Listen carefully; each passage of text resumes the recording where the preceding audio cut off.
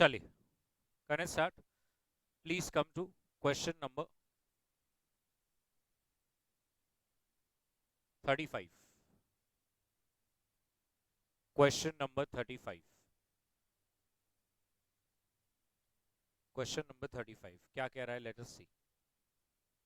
सो question number 35 कहता है, on 1st April an open-ended scheme of mutual fund had 300 lakh units outstanding with an NAV of 18.75.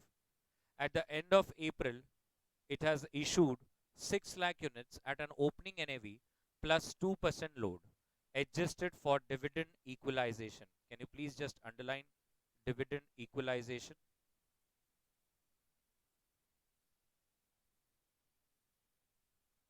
उसके बाद at the end of May, 3 lakh units were repurchased at an opening NAV less 2% exit load, adjusted for dividend equalization.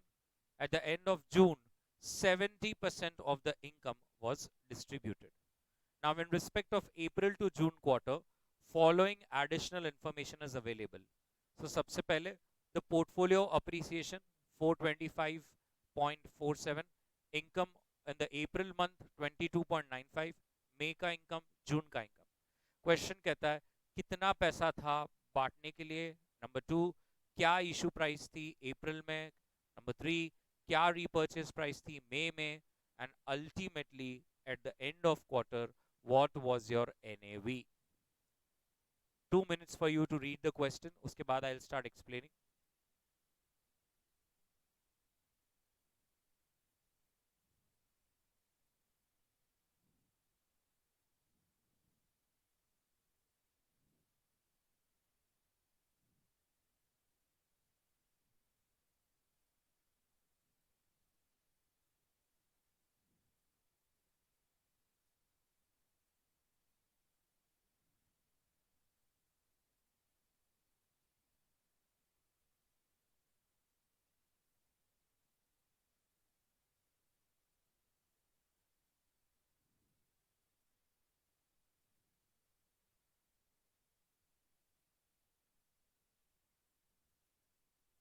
चलिए करें everybody.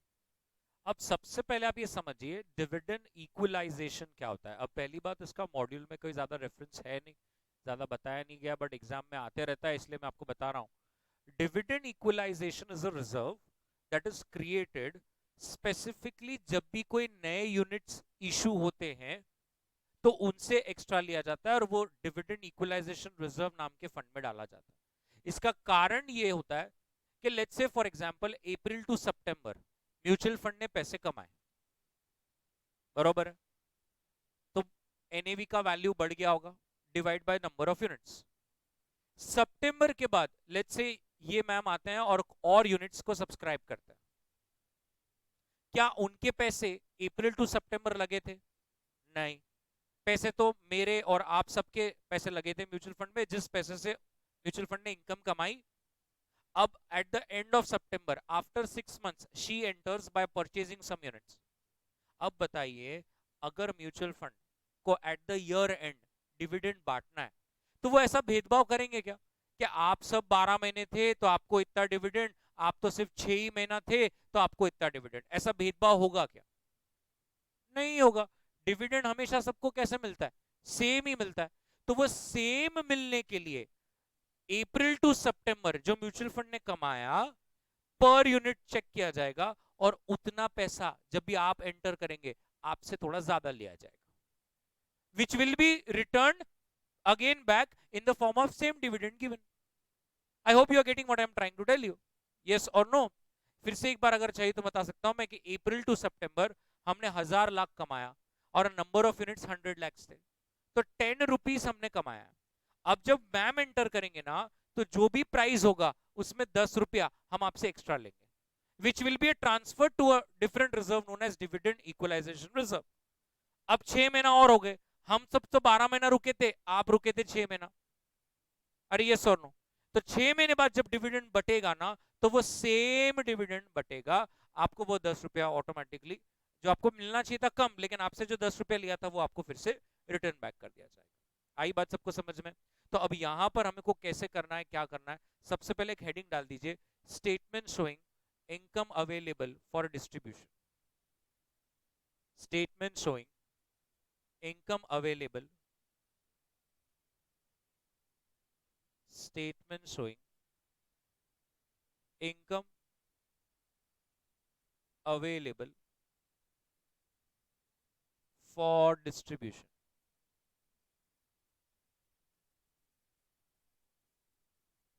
Perfect. Statement showing income available for distribution, जिसमें सबसे बड़ा और important एक column बना लीजिए पर्टिकुलर्स का,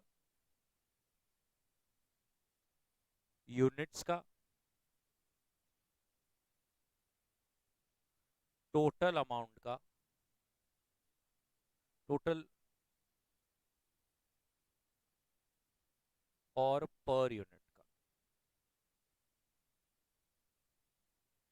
ऐसे कॉलम्स बना दीजिए, यूनिट्स का, टोटल अमाउंट का और पर यूनिट का।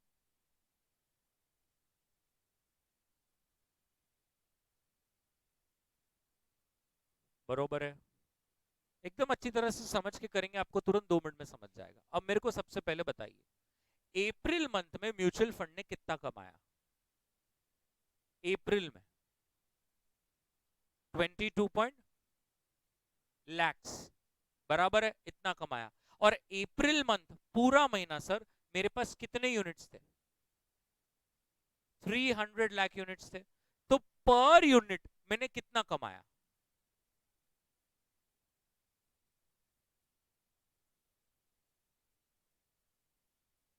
0 पॉइंट समथिंग आ रहा होगा ना, बराबर है। इनकम फ्रॉम अप्रैल मंथ, आपके पास यूनिट्स कितने थे? 300। आपने टोटल अमाउंट कितना कमाया? आपने बोला 22.950 लैक्स। तो पर यूनिट कितना होता है? 0.0765, बराबर है।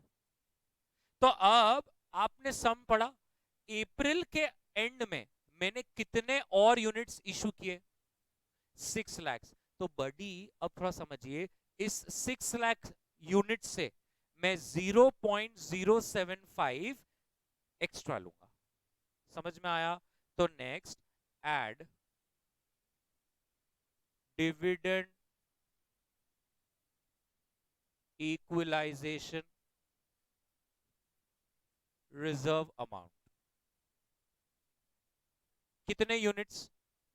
6 लाख। कैन आई से सबसे कितना लेना है? 0.0765 ओनली, बराबर। तो मेरी टोटल अमाउंट कितनी होगी? हाँ, 0.459, अच्छा 0.4590 लैक्स, बराबर। तो at the end of April can you tell me मेरे पास कितने यूनिट्स रहेंगे? 306। What will be the total amount that will be available for distribution?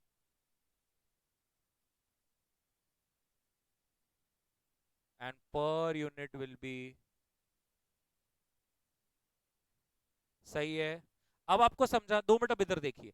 तो अप्रैल के एंड में बराबर मेरे पास 306 यूनिट्स है, और आप देखेंगे तो सबके लिए 0.0765 है, बराबर। अब मई की बारी, बताइए मई में हमने कितना कमाया? ऐड कर दीजिए, add income from May month. मई में कितना बोला आपने? 34.425, लिख दीजिए आप भी 34.425। पर यूनिट कितना आता है? डिवाइड बाय 306 यूनिट्स, 0.11, नहीं,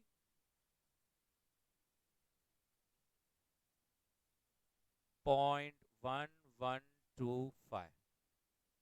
तो टोटल हो गए 306। Can you give me the total? 23.409 plus 34.425, 57.834। और यहाँ पे पर यूनिट की भी टोटल हो जाएगी। बताइए कितना? 0.189 बरोबर। सबको समझ में आया? लेकिन अब मुझे बताइए मई मंथ में मैंने नेट नेट यूनिट्स इशू किए हैं कि रिडीम किए हैं? मैंने रिडीम किए हैं। कितने रिडीम किए हैं? 3 लाख यूनिट्स। तो 3 लाख यूनिट्स को अब मुझे वो डिविडेंड इक्वलाइजेशन जितना बन रहा है उतना दे देना पड़ेगा। So less dividend equalisation reserve amount. आप बोले 3 लाख यूनिट्स बरोबर। तो 3 लाख का इंटू 0.189 कितना होता है?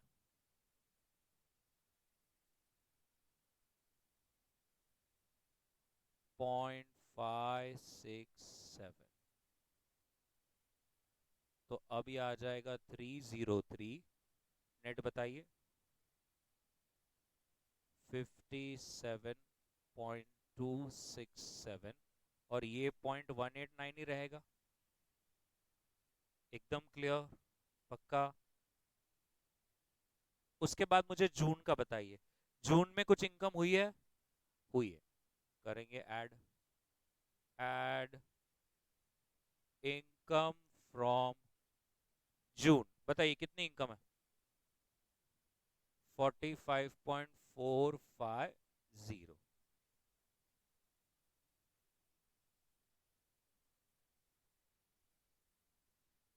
Divide by 303 lakh units.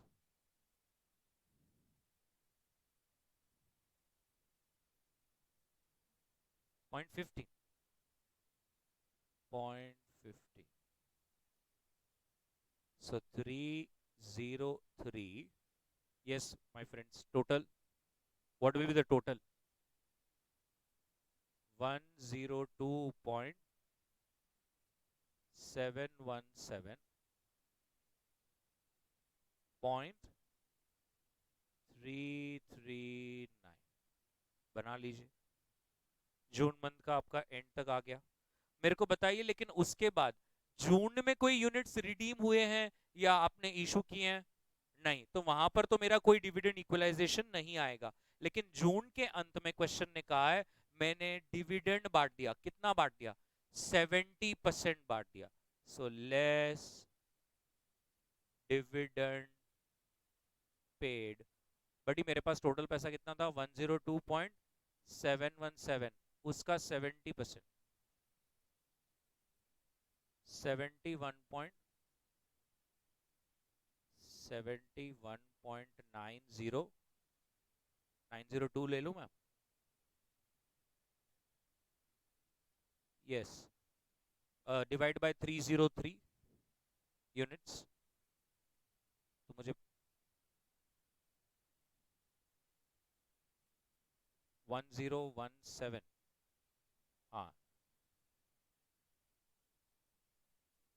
मुझे 71.902 डिवाइड बाय 303 यूनिट्स चाहिए।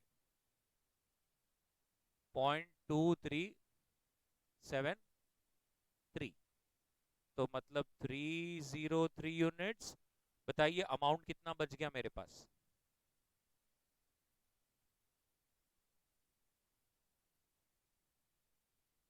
थ्री 0.815। और ये पर यूनिट 1017। ये हमारा फर्स्ट बिट हो गया। चलिए बना लीजिए। ये हमारा फर्स्ट बिट हो गया अच्छी तरह से।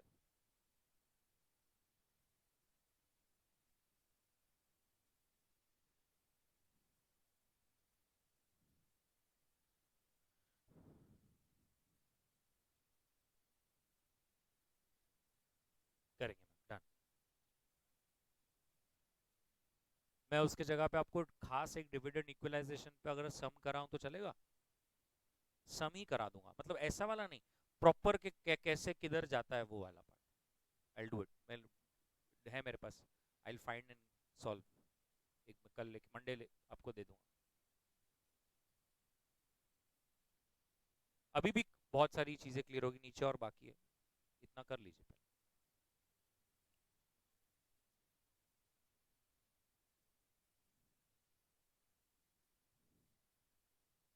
आ गया सबका statement showing income available for distribution. तो सबसे पहले आपने इनकम फ्रॉम अप्रैल लिया, उसमें डिविडेंड इक्वलाइजेशन रिजर्व निकाल लिया कि भाई अगर मेरा पर यूनिट अप्रैल में इनकम 0.0765 है तो 6 लाख यूनिट से मैंने कितना पैसा लेना चाहिए कि वो सब यूनिट्स के लिए समान हो जाए। आपको फर्स्ट 3 लाइंस में ही बहुत सारी चीजें एक्चुअल में क्लियर हो गई होगी। आप थोड़ा सोचिए ना, मैंने 300 लाख यूनिट होल्डर्स के पैसों से कमाया, पर यूनिट आता है 0.0765। अगर अप्रैल के अंत में 6 लाख यूनिट होल्डर्स ऐसे ही आ जाते तो आपको नहीं लगता है पर यूनिट अवेलेबल फॉर डिस्ट्रीब्यूशन कम हो जाता? Yes,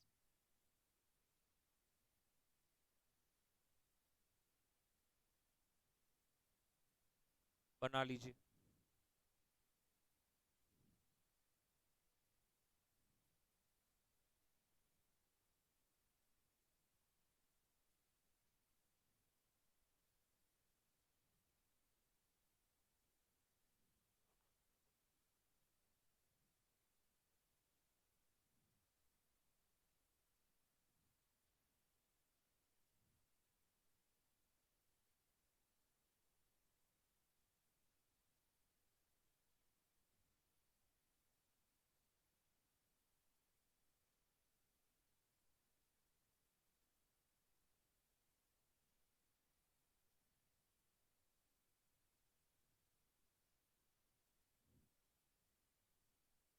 done.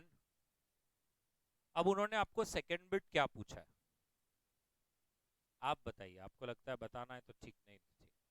तो क्या पूछा है? Issue price at the end of अप्रैल। अब 2 मिनट देख लीजिए। कैन आई से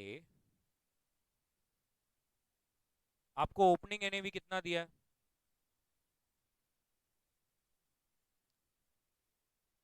18.75, बरोबर है। ये आपकी ओपनिंग एनएवी है, लेकिन किसी को भी खरीदना होगा तो पहले एंट्री लोड देना पड़ेगा। एंट्री लोड कितना है? Entry load 2%। Can you add 2%? अच्छा, ये नहीं बोलोगे 2% कितना ना? 19.125। लेकिन अब आप इधर देखिए, 19.125 तो उसका एंट्री लोड लेकर बन रहा है, लेकिन आपको याद है ना, आपको 0.0765 का डिविडेंड इक्वलाइजेशन रिजर्व का भी पैसा उससे लेना है। तो उसमें आप क्या करोगे? एड डिविडेंड इक्वलाइजेशन रिजर्व, बोलो कितना है? 0.0765। so your issue price comes to 19 point।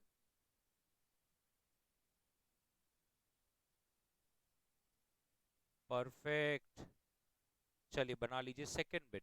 Calculation of issue price at the end of April.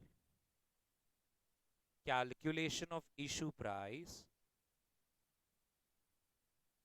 Eight the end of April.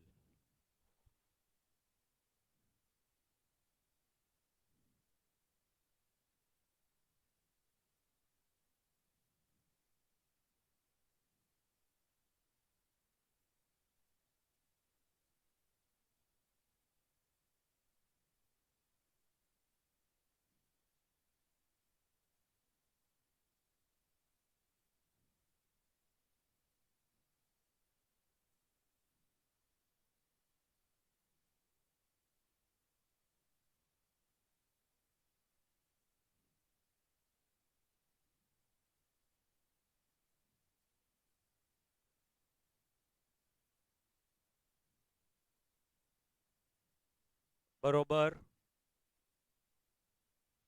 Everybody opening NAV आपने उसमें एंट्री लोड ऐड कर लिया और वो dividend equalisation का पैसा ले लिया।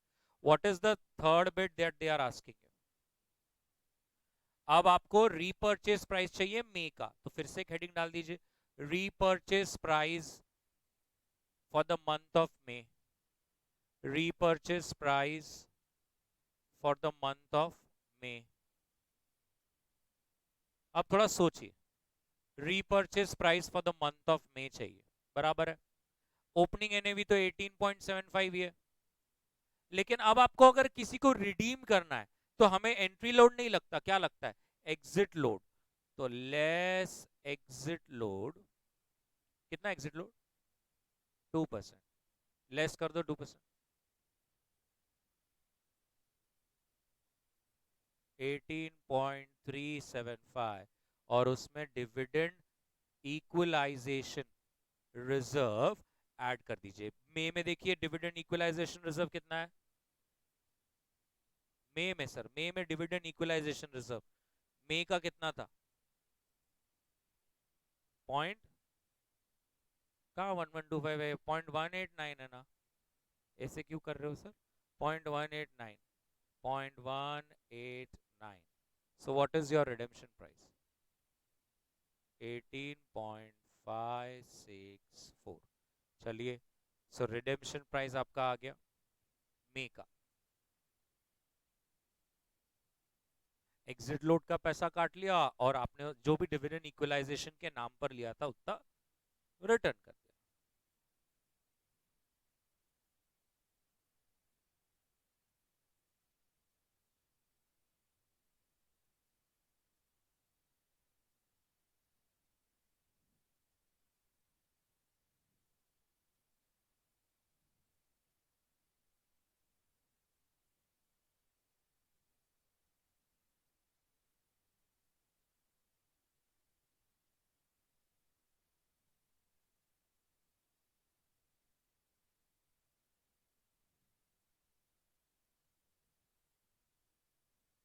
Done everybody, opening minus exit load of 2%, adding the dividend equalization reserve, you give them the redemption price। अब लास्ट बिट आपको क्या पूछता है, लास्ट बिट, जगह ही नहीं है मेरे को तो, यहाँ करेंगे चलो, एनएवी, चलो अब बहुत बड़ा वर्किंग है, calculation of NAV, calculation of NAV, पूरा एनएवी निकालना है क्वार्टर का, एंड में बोला है उन्होंने, सीधा 30 जून तक जाना है आपको, बरोबर है। चलिए, सबसे पहले आपका ओपनिंग क्या रहेगा, कहना इससे 18.75 था और मेरे पास 300 लाख यूनिट्स थे, यस और no, so what will be the opening value, 5625 lakhs, क्या ले लीजिए, opening value, opening NAV into number of units. Next, क्या पोर्टफोलियो बीच में अप्रिशिएट भी हुआ है, पोर्टफोलियो अप्रिसिएशन, बताइए कितना अप्रिसिएशन हुआ है, लैक्स ही है ना, तो आपको मालूम है पोर्टफोलियो की वैल्यू इन्वेस्टमेंट्स की वैल्यू बढ़ती है तो हम ऐड करते हैं, राइट। नेक्स्ट, 3 महीने की income, income receive for April May and June, अप्रैल का बताओ कितना, 22.95 प्लस 34.425 प्लस 45.45, 82 कैसे होगा, 34 और 45 भी 80 हो गया,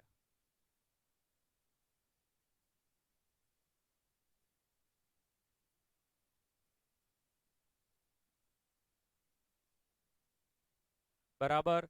सो पोर्टफोलियो आ गया, इनकम आ गया, अब कहना है इससे अपन ने यूनिट्स भी इशू किए थे, तो जब यूनिट्स इशू करते हैं तो अपनी कैश इन हैंड बढ़ती है, तो एड यूनिट्स इशूड, कितने यूनिट्स इशू किए थे, और अब आपको समझ में आया सेकेंड बिट क्यों कैलकुलेट करवाया था, सेकेंड बिट में हमने निकाला है अप्रैल मंथ की इशू प्राइस क्या है, तो आपकी इशू प्राइस क्या है,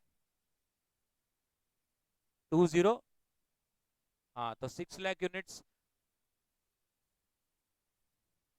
115.20 लैक्स, फिर आपने यूनिट्स रिडीम भी किए हैं। जब यूनिट्स रिडीम करते हैं तो क्या होता है, कैश जाता है। कितने यूनिट्स रिडीम किए, 3 लाख। और क्या भाव पे,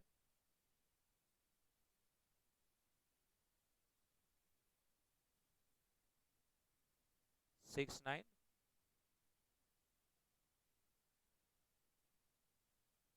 यूनिट्स भी रिडीम हो गए, और कुछ बचा है। और एक और चीज थी, कहना से आपने आपकी इनकम को यूनिट होल्डर्स में डिस्ट्रीब्यूट भी किया था अंत में, इनकम डिस्ट्रीब्यूट भी कर दी थी, यूनिट होल्डर्स में बांट दिए थे पैसे। आपका फर्स्ट वर्किंग नोट में आपने स्टेटमेंट बनाया, लास्ट में लिखा था 70% distributed. What was that amount?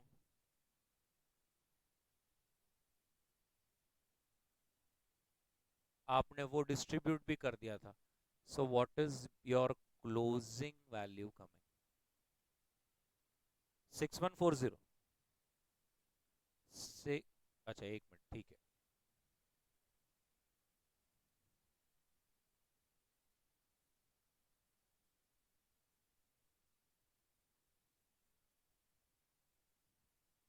6140.91 lakhs divide by number of units.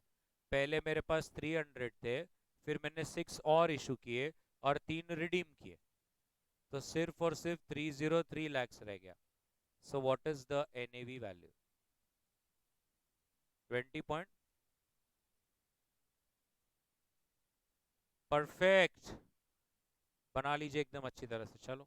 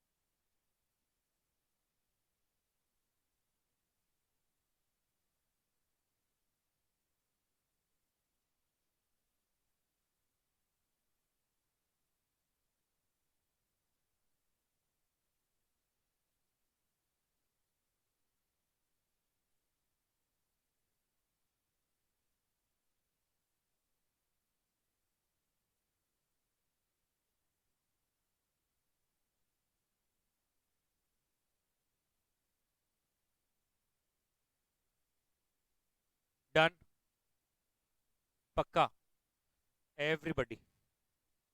चलिए, next question, question number 29। Very nice question, question 29 everybody. क्या कह रहा है क्वेश्चन 29? क्वेश्चन 29 कहता है, मिस्टर एक्स ये आपका डिविडेंड री इन्वेस्टमेंट पर क्वेश्चन है। क्वेश्चन 29 कहता है mister x on 1st of July during the initial offer invested 10,000 units having face value of 10 rupees each. On 31st March 2008, the dividend paid by the mutual fund was 10% and Mr. X को पता चल गया कि उसका annualized yield 153.33% था. On 31st December 2009, 20% dividend और दिया गया था.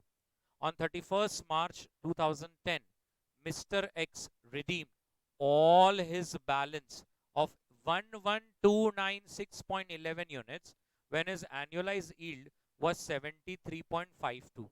Question कहता है 31st March 2008, 31st March 2009 and 31st March 2010 को मेरा NAV क्या होगा? चलिए, ये क्वेश्चन कम से कम 8-10 बार एग्जाम में आ गया, 8-10 बार, 8 to 10 टाइम्स ये क्वेश्चन एग्जाम में आ गया. इतना छोटू है, बहुत सिंपल है, ट्राई कीजिए. मैं रुकता हूं आपके लिए 2-4 मिनट. बोलो कैसे करने का. देखिए एवरीबॉडी, आपने इन्वेस्टमेंट कब करी? 1 जुलाई 2007, बरोबर है. और आपको ईयर एंड कब हो रहा है आपका? 31st March 2008.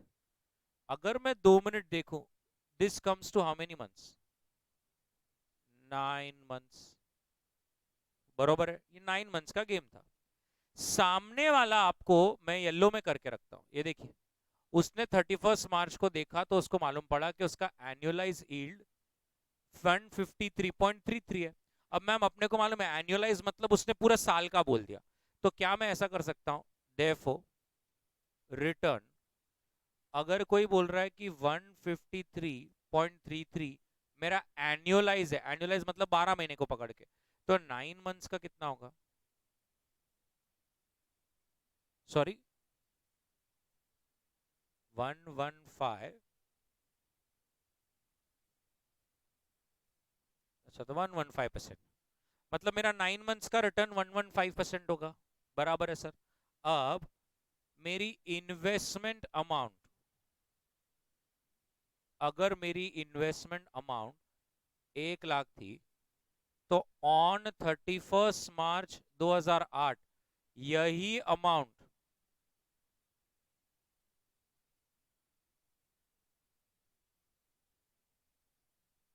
2,15,000 हो जाएगी, बरोबर है. क्योंकि मेरी इन्वेस्टमेंट 115% से बढ़ गई है. अगर मैं बोलूं मालूम है मैंने 1 लाख रुपए लगाए, मुझको 100% रिटर्न मिला, मतलब 1 लाख का 1 लाख हुआ क्या? 1 लाख का 2 लाख हुआ ना.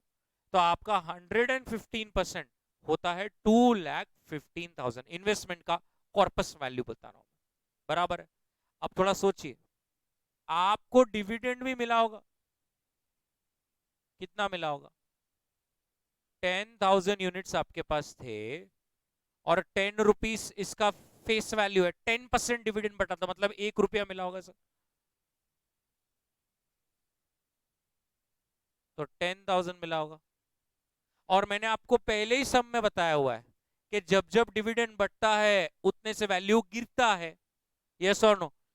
सो मेरा वैल्यू जो गिर जाएगा वो 2,15,000 में से 10,000 गिर जाएगा, और मेरे पास यूनिट्स थे ही कितने? 10,000 units. The correct answer is 20.5, बरोबर. अब मेरे पास ये सब कचरा से भी एक मस्त तरीका है. सब लोग अगर इस तरीके को देखना चाहते हैं तो देखिए, return is equals to closing minus opening upon opening into 100 into 12 divide by 9. ये मेरा एनुअलाइज रिटर्न का फॉर्मूला है। अब मैं इसमें वैल्यू डाल के देखता हूँ। 153.33 कमाया था, क्लोजिंग मेरे को मालूम नहीं, बट ओपनिंग मेरा 10 है, इंटू 100 इंटू 12/9, therefore x is equals to कितना? एक बार करके देखो तो x इज इक्वल्स टू कितना?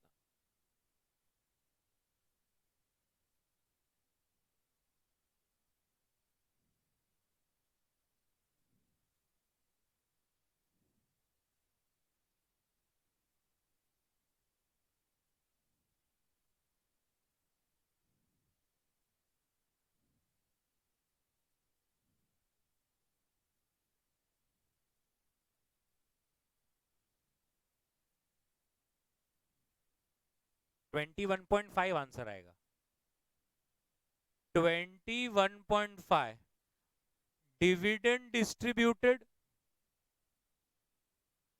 1 रुपी, therefore post dividend my NAV will be 20.5। अरे ये सुनो, मैं इसमें भी तुमको और कर सकता हूँ। वो ऊपर क्लोजिंग माइनस ओपनिंग जो है, उधर ही प्लस डिविडेंड 1 रुपीज कर दो, डायरेक्ट 20.5 आंसर आता है। अब मेरे को बताओ, ये वाला जो मैंने लेफ्ट हैंड साइड में सॉल्व किया इतना, ये जम रहा है कि ये फॉर्मूला डाल के सीधा बराबर है? यही सिखाता था मैं। कोरोना के बाद मॉड्यूल बदला और इंस्टीट्यूट ने अपने सोल्यूशन को ऐसे बताना शुरू किया। इसलिए मेरा तो काम क्या होता है, अपन तो इंस्टीट्यूट अपनी माँ है, मैं दोनों बता देता हूँ। बट ये खतरनाक अननेसेसरी कॉम्प्लेक्स है। जब मेरे को मालूम है कि मेरा एनुअलाइज यील्ड का formula is this, I can directly put all the numbers and directly get the answer. ये देखिए ना, ये कैसे कर रहा है। एनुअलाइज यील्ड इतना था तो 9 महीने का कितना, फिर इन्वेस्ट अगर 1 लाख किया तो 9 महीने बाद कितना, फिर वो अमाउंट में से डिविडेंड कटेगा तो वैल्यू कितना, फिर मेरे पास कितने यूनिट्स तो एनएवी कितना। तो व्हाट आई वांट कि आप दोनों ही कंसिडर कर लें। एक मिनट, इसको मैं दोनों ही, मैं यहाँ पर जानबूझ से इसको एक एक एरो दे देता हूँ कि भाई ये अलग है और ये अलग है। अलग है मतलब आंसर दोनों से सेम ही आता है, तरीका अलग अलग है। आप दोनों अपने बुक्स में बना लीजिए, मेरे को बोलना इतना है। बताइए आपके बैंक अकाउंट में कितना डिविडेंड आया होगा? 10,000। ऐसे क्या कर रहे हो? मतलब बैंक अकाउंट में आया होगा मतलब बैंक में आएगा नहीं, बट आपकी इनकम कितनी होगी? 10,000। और एनएवी कितना है? 20.5। तो 10,000 divide by 20.5, how many units you would have received? 487 point something something. ठीक है, वो तो मैं लिखवा देता हूं, बट सबसे पहले अब लिख लीजिए हेडिंग, ऑन 31 मार्च 2008। ऑन 31 मार्च 2008। और सबसे पहले ये वाला पार्ट बना लीजिए, जिससे आपको पता चल जाएगा कि 31 मार्च 2008 को कितना एनएवी आया।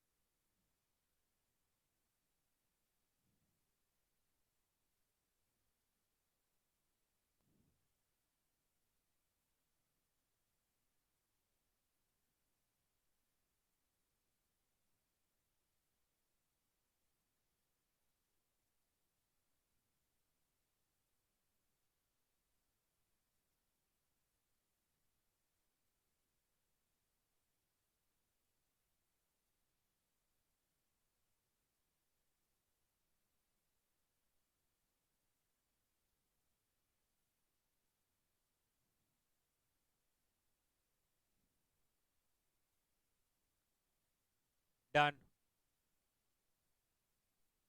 बराबर। Next line, alternatively, and I would highly recommend, this is a straightforward thing, just put the formula of return and get your answer. बरोबर है सर?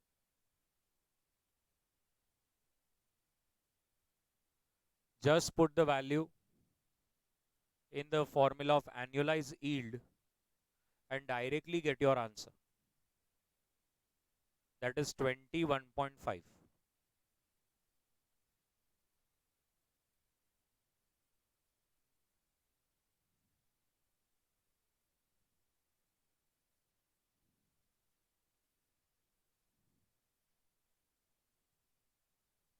$21.5 आ जाए तो उसके नीचे ऐसा बता देना कि dividend distributed is ₹10 face value का 10%, दैट इज ₹1। वरना बाद में ऐसा आपको आएगा सवाल कि ₹1 कहां से आया।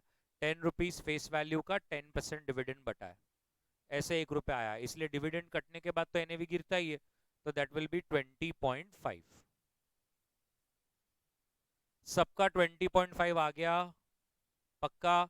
अब एक लाइन छोड़कर लिखेंगे, total dividend amount is equals to, total dividend amount is equals to 10,000 units into ₹1, that is 10,000 rupees. 10,000 units into ₹1, that is 10,000 units. Next line, and NAV on the reinvestment date, and NAV on the reinvestment date, and NAV on the reinvestment date was 20.5. Yes or no? Next line, therefore number of additional units that we will receive, therefore number of additional units that we will receive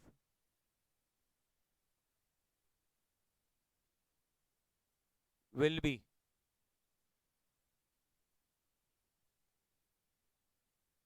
$487 point, क्या बोले?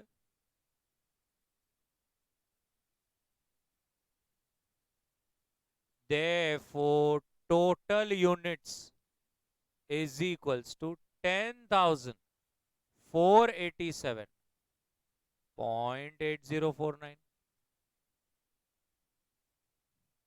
Yes or no? Total units will be 10,487.8049.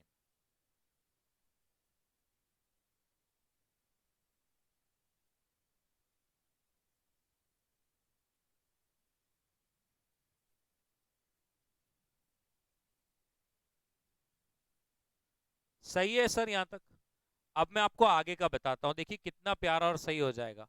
On 31 मार्च 2009, अब इसका हम कैसे करेंगे आपको देखिए 2 minute में बता दो कैसे सॉल्व करना है। सबसे पहले मेरे को बताइए, अभी भी ये जो नंबर ऑफ यूनिट्स टोटल आ रहा है, ये मेरे यूनिट्स के साथ मैच ही नहीं कर रहा, क्योंकि इसके बाद की डेट में मुझे वो बोल रहे हैं कि मेरे पास कितने यूनिट्स है, 11,296 समथिंग समथिंग, बट अभी तक तो मेरे पास 10,487 ही है। इसका मतलब अब ये जो डिविडेंड आया है इसके अंदर ये मेरे पास आए होंगे। यस और नो? एक मिनट, मैं क्या लिखता हूं देखो,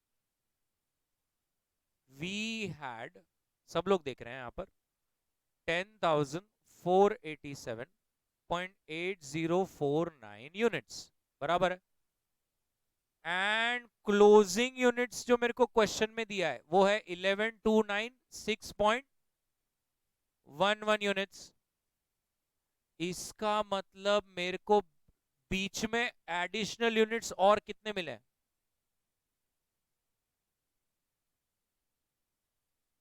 3,051 यूनिट्स। ये सही है क्या? मेरे को इतने यूनिट्स बीच में मिले हैं। अब अपने को तो ये नहीं भी ढूंढना है, बट इतना मालूम पड़ गया कि अगर अंत में मेरे पास 11,296 यूनिट्स है और 31 मार्च को मेरे पास 10,487 था, मतलब उसके बीच में मेरे को इतने यूनिट्स मिले हैं। अब मुझे ये भी मालूम है कि मेरी डिविडेंड अमाउंट मेरे को कितनी आने वाली थी। कैसे पता चलेगा?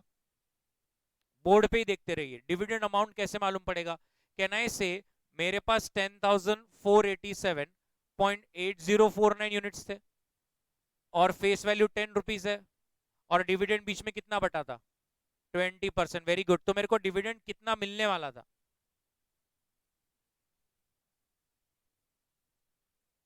नहीं है यार।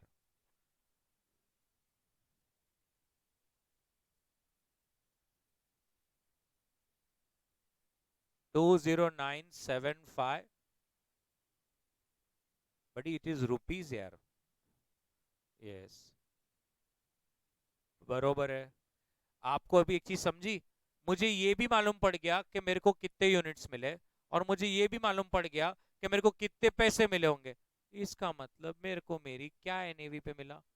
20975.61, और मिले थे 808.3051। मतलब उस दिन एनएवी क्या चल रही थी? 25.95। Perfect everybody. 10 बार आया हुआ ये क्वेश्चन, स्ट्रेट फॉरवर्ड, समझ में आया।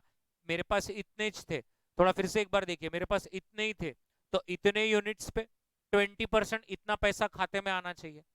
अब वो मालूम नहीं कौन से भाव पे आया, लेकिन ये कंफर्म है कि इतने ही यूनिट्स आए थे। तो अगर इतना पैसा आना चाहिए था, बट उसके जगह पे अगर इतने यूनिट्स आए, इसका मतलब वो कौन से रेट पे कन्वर्ट हुआ है? 25.95। बना लीजिए। On 31st March 2009, on 31st March 2009।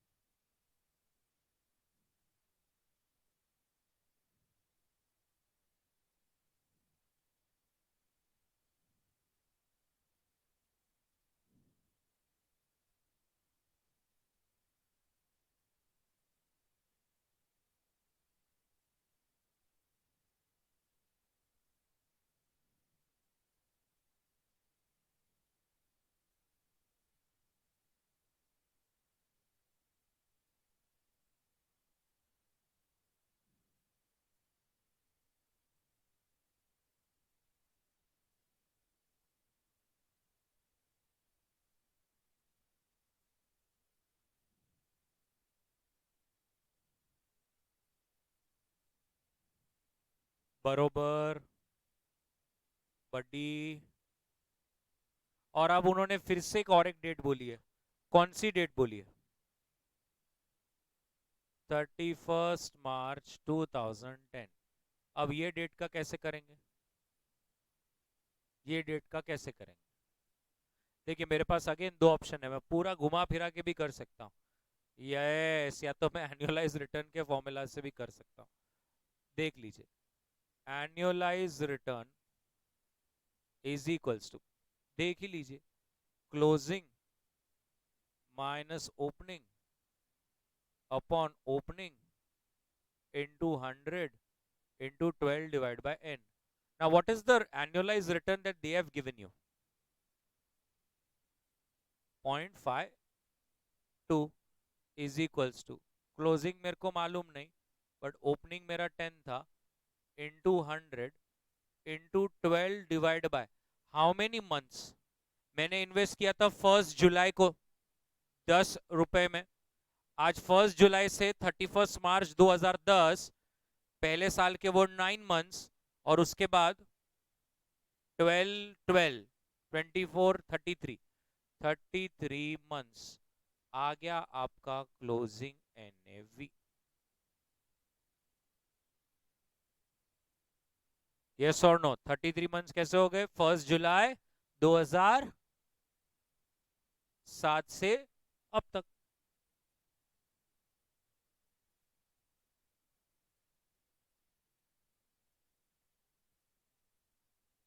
30.218। सब लोग एक बार चेक कर लीजिए 30.218 ही है क्या, बना लीजिए।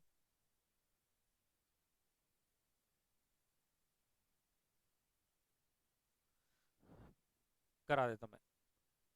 अल्टरनेटिवली फिर से वही, अगर अपने को मेथड से करना है तो वो मेथड से भी कर सकते हैं। तो अपने को क्या बोला था, एनुअलाइज यील्ड आपको बोला था 73.52% है, तो वो 12 मंथ्स के लिए है। तो 33 मंथ्स के लिए कितना, 20.18। Therefore मेरा investment amount 1 lakh plus 202.18%, which comes to कितना, 302,180। और मैंने इन्वेस्ट कितने यूनिट्स किए थे, 10,000। Therefore NAV will be 302,180 divide by 10,000. Again it will give you same NAV. Sure about this? This alternatively if you want you can, वरना अपना ये formula वाला तो एक नंबर है भाई। Yes or no? Just put the values and you will get your answer. पक्का? Everybody, किसी को बनाना है तो बना लीजिए। बताइए इसके अलावा कोई सम बचा है? परफेक्ट, चलिए, that's it. Meet you in the next lecture, new chapter.